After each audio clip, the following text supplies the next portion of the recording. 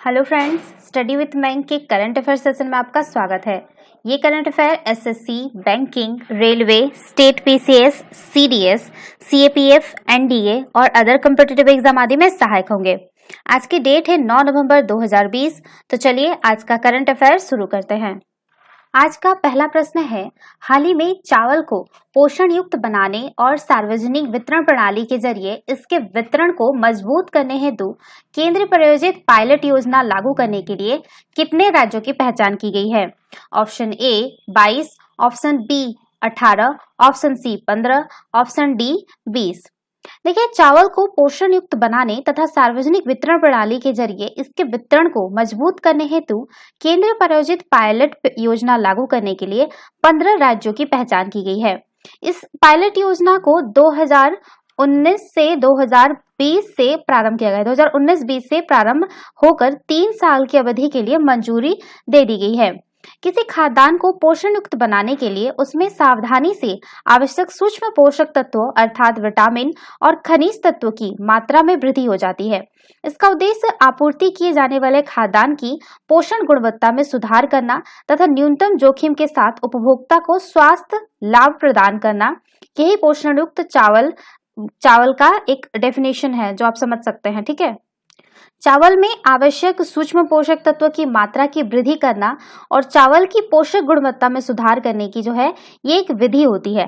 ठीक है, देखिए चावल जो है विश्व का सबसे महत्वपूर्ण प्रमुख भोजन है। प्रतिदिन लगभग 2 बिलियन, लिख देती हूँ 2 बिलियन, ठीक है 2 बिलियन लोग चावल का भोजन के रूप में खाते हैं तथा यह एशिया और अफ्रीका के अधिकांश भाग में आहार का मुख्य आधार है। मिल से निकले हुए सामान्य चावल में सूक्ष्म पोषक तत्वों की कमी होती है और यह शरीर में मुख्य रूप से केवल कार्बोहाइड्रेट की आपूर्ति करता है। पोषण को बेहतर बनाने के लिए राइस फर्टिफिकेशन एक प्रमुख तरीका है। पोषण युक्त चावल में vitamin A, vitamin B1, vitamin B12, folic acid, iron और जिंक उपयुक्त मात्रा में पाए जाते हैं। तो इसका सही आंसर होगा ऑप्शन सी 15। चलिए नेक्स्ट क्वेश्चन पे चलते हैं। हाल ही में वास्तविक नियंत्रण रेखा पर चीन के खिलाफ तैयारियों के मद्देनजर भारतीय सेनाओं को अपने जवानों के लिए बेहद सर्द मौसम में कपड़ों की पहली खेप कौन से देश से प्राप्त हो गई? Option A America, option B France, option C रूस, ऑप्शन डी जर्मनी। देखिए, वास्तविक नियंत्रण रेखा पर चीन के खिलाफ तैयारियों के मद्देनजर भारतीय सेना को अपने जवानों के लिए बेहद सर्द मौसम में कपड़ों की पहली खेप अमेरिका से प्राप्त हो गई है। सरकारी सूत्रों के अनुसार जो बताया गया है कि सीमा पर तैनात जवानों को उनका इस्तेमाल भी कर रहे हैं। उन्होंने कहा कि भारतीय सेना सियाचिन में पश्चिमी मोर्चे और पूर्वी लद्दाख सेक्टर समेत पूरे लद्दाख में तैनात सैनिकों के लिए बेहद सर्द मौसम में इन कपड़ों में के 60,000 सेट स्टॉक में रखती है।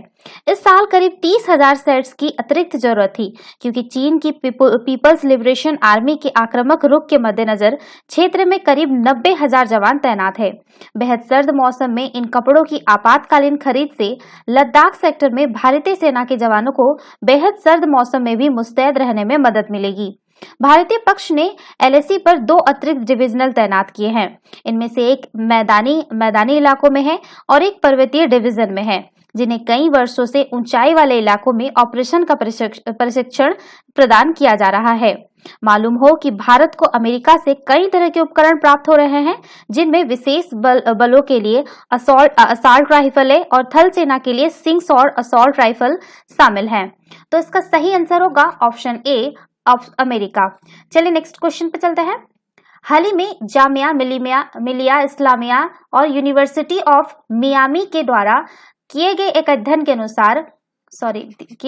के अनुसार दिल्ली के भूजल स्तर में कौन से तत्व की मात्रा ज्यादा है? Option A nitrate, option B fluoride, option C लोहा, ऑप्शन डी ए और बी दोनों। देखिए, जामिया मिलिया इस्लामिया और यूनिवर्सिटी ऑफ मियामी ने दिल्ली के भूजल स्तर का अध्ययन किया, जिसमें पता चला है कि दिल्ली में भूजल में नाइट्रेट और फ्लोराइड की मात्रा ज्यादा है। फ्लोराइड उत्तर पश्चिमी दिल्ली के भूजल में अधिक पाया गया, जहां ईंट भट्टों की संख्या अधिक है। यह शोध केंद्रीय भूजल बोर्ड द्वारा दिल्ली के 258 केंद्रों में साल, जो इसका ईयर लिख लीजिएगा, 1996 टू 2018 के बीच की रिपोर्टों की मदद से किया गया है। अध्ययन में राष्ट्रीय भूभौतिक अनुसंधान संस्थान की एक रिपोर्ट का हवाला से बताया गया है कि दुनिया में तेजी से गिरते भूजल स्तर वाले इलाकों में उत्तर भारत शामिल है।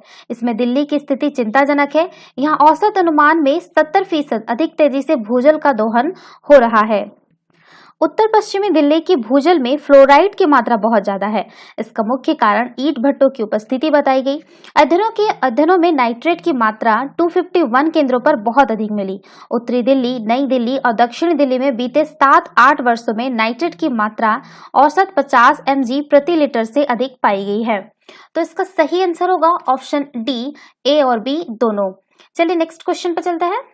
हाल ही में कौन से स्वदेशी तकनीक से निर्मित रॉकेट प्रणाली के उन्नत संस्करण का उड़ीसा के बालेश्वर जिले के एकीकृत परीक्षण रेंज से सफल परीक्षण किया गया?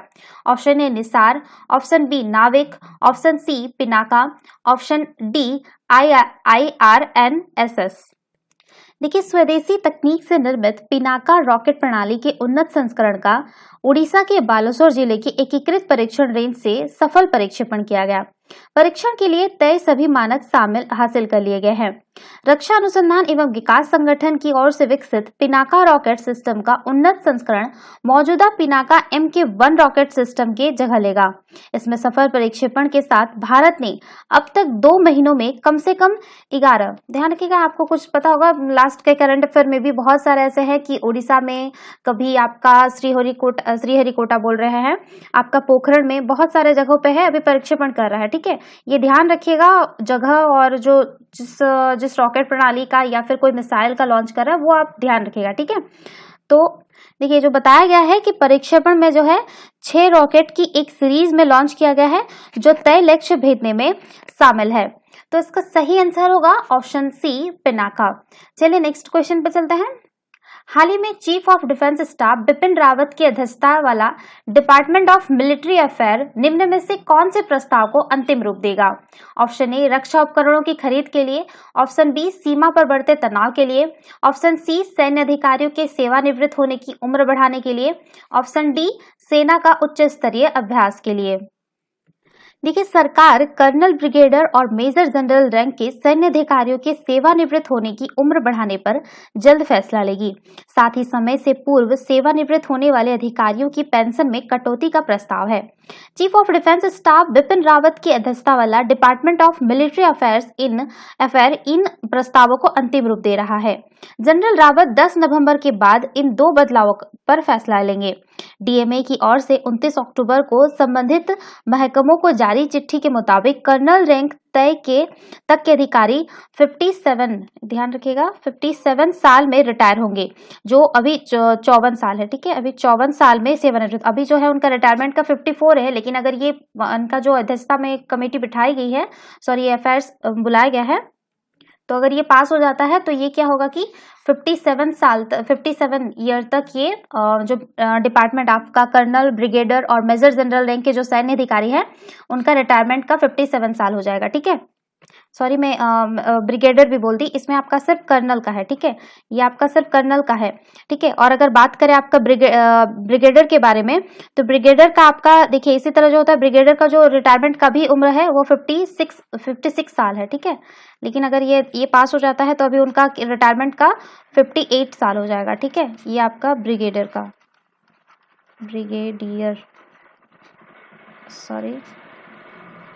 और आपका मेजर जनरल रैंक के जो है, लिख देते हैं, जनरल लिख दे रही हूँ। ठीक है, ध्यान रखिएगा, ये आपका 58 से 59 हो जाएगा। ध्यान रखिएगा क्या अभी चल रहा है और एक्चुअल में बाद में अभी अगर ये पास हो जाता है तो क्या होगा। ठीक है, ये ध्यान रखिएगा आप। ठीक है, अब देखिए, लेफ्टिनेंट जनरल और ऊपर के अफसरों के रिटायरमेंट की उम्र में तब्दीली नहीं की जाएगी। नौसेना और वायुसेना के समकक्ष अधिकारियों पर भी यह नया नियम लागू नहीं होगा। साथ ही समय से पहले सेवानिवृत्ति लेने वाले अधिकारियों की पेंशन में भारी कटौती पर फैसला भी अंतिम चरण में है। इसके तहत 20 से 25 साल तक अपनी सेवा देने वाले अधिकारी रिटायरमेंट के बाद मौजूदा पेंशन का सिर्फ 50% प्राप्त करेंगे। ठीक है, 50% ही प्राप्त कर पाएंगे। तो इसका सही आंसर होगा ऑप्शन सी, सैन्य अधिकारियों के सेवानिवृत्त होने की उम्र बढ़ाने के लिए, ऑप्शन ए। चलिए नेक्स्ट क्वेश्चन पे चलते हैं। हाल ही में कौन सा देश पेरिस जलवायु समझौते से औपचारिक रूप से पीछे हटने वाला दुनिया का पहला राष्ट्र बन गया है? Option A Bharat, option B America, option C Australia, option D चीन। देखिए, अमेरिका पेरिस जलवायु समझौते से औपचारिक रूप से पीछे हटने वाला दुनिया का पहला राष्ट्र बन गया है। देखिए, राष्ट्रपति ट्रंप ने जून 2017 में, आपको याद होगा, जून 2017 में पेरिस जलवायु समझौते से पीछे हटने की घोषणा की थी। लेकिन संयुक्त राष्ट्र के नियमों के अनुसार अमेरिका का यह निर्णय अमेरिकी राष्ट्रपति चुनाव के अगले दिन ही लागू होता है। यदि अमेरिका का नया राष्ट्रपति चाहे तो अमेरिका भविष्य में फिर पेरिस समझौते में शामिल हो सकता है।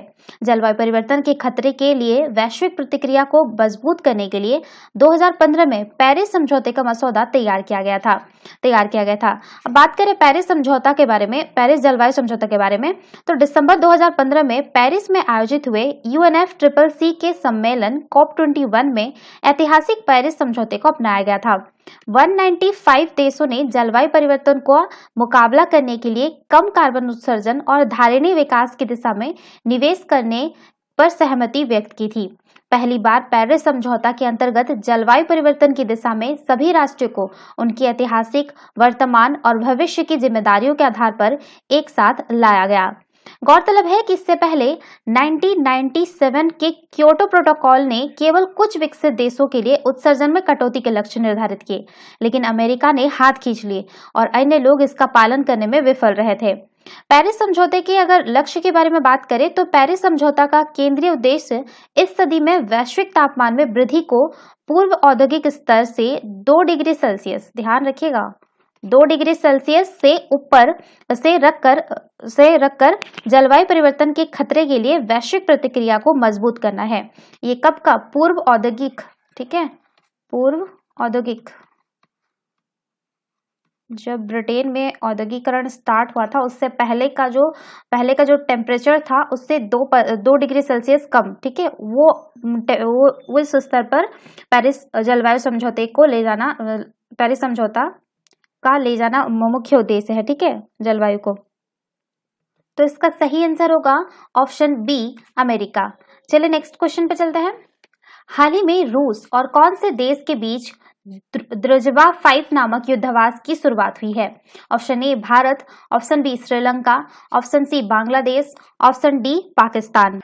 देखिए, रूस की जो सेना है वो एक टुकड़ी 2 सप्ताह के लंबे सैन्य अभ्यास के लिए पाकिस्तान पहुंच गई है। द्रुजवा 5 नामक इस युद्धवास का उद्देश्य आतंकवाद के क्षेत्र में दोनों सेनाओं के अनुभवों को साझा करना है। ध्यातव्य है कि पाकिस्तान और रूस की सेना के बीच पहला संयुक्त द्रुजवा युद्धवास 2016 में आयोजित किया गया था, जिसके बाद से यह अभ्यास अब तक कुल 5 बार आयोजित किया जा चुका है। इससे पूर्व सितंबर माह में पाकिस्तान के सशस्त्र बलों की एक टुकड़ी ने दक्षिणी रूस के अस्त्रखान प्रांत में आयोजित एक बहुराष्ट्रीय सैन्य अभ्यास काकेशस 2020 में भी हिस्सा लिया था। ज्ञात हो कि भारत ने कोरोना वायरस महामारी के चलते रूस में होने वाले इस युद्धवास में अपनी भागीदारी को वापस ले लिया था।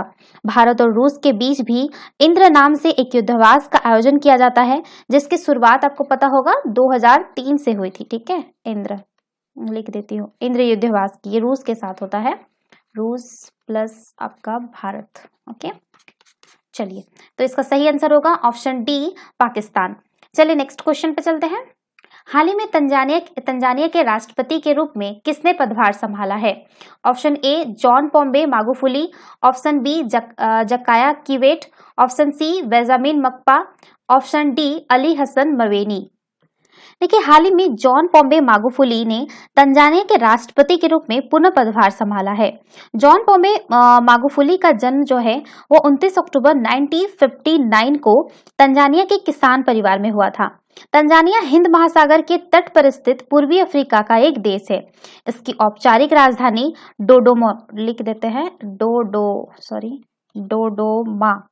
डोडोमा है, जबकि अगर औपचारिक का बात करें, लेकिन अगर वास्तविक जो है तो वास्तविक राजधानी दार एस सलाम होता है, ठीक है, दारुसलाम। दारुसलाम है, ठीक है, जहां अधिकांश सरकारी प्रशासनिक कार्य स्थापित है। तंजानिया के उत्तर में युगांडा, विक्टोरिया झील और केन्या, पूर्व में हिंद महासागर, पश्चिम में बुरुंडी एवं रवांडा तथा दक्षिण पश्चिम में मोजाम्बिक, न्यासा झील, मलावी व जाम्बिया स्थित है। अफ्रीका का सबसे ऊंचा पर्वत माउंट किलिमंजारो भी तंजानिया में ही अवस्थित है। इसके अलावा हिंद महासागर में स्थित माफिया, जंजीबार और पेम्बा द्वीप तंजानिया में शासित है। तो इसका सही आंसर होगा ऑप्शन ए, जॉन पोम्बे मागुफुली। चलिए नेक्स्ट क्वेश्चन पर चलते हैं। हाल ही में भारतीय सेना प्रमुख जनरल एम नरवणे को कौन से देश की सेना के जनरल की मानद उपाधि प्रदान की गई है? Option A Myanmar, option B Nepal, option C Bangladesh, option D Sri Lanka. देखिए, भारतीय सेना प्रमुख जनरल एम नरवणे को नेपाल की सेना ने जनरल की मानद उपाधि प्रदान की है।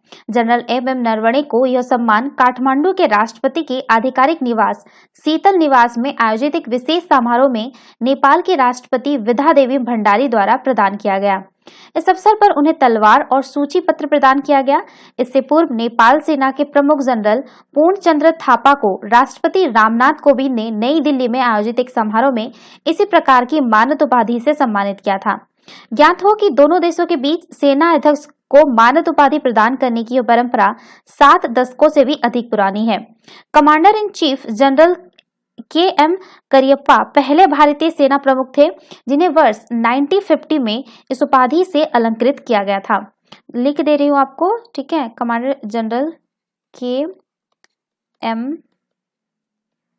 करियप्पा, ठीक है, ध्यान रखिएगा ये नाम करियप्पा, जो पहले ऐसे जनरल थे जिनको 1950 में ये मानद उपाधि प्रदान की गई थी।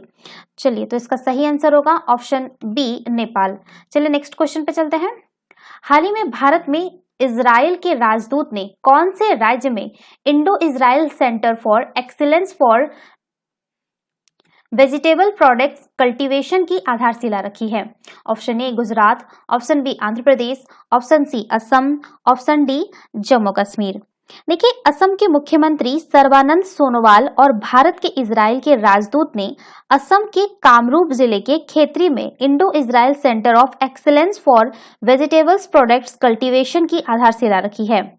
8 हेक्टेयर क्षेत्र में बनने वाले इस केंद्र को 10.33 करोड़ रुपए की लागत से भारत इजराइल कृषि परियोजना के तहत बनाया जाएगा।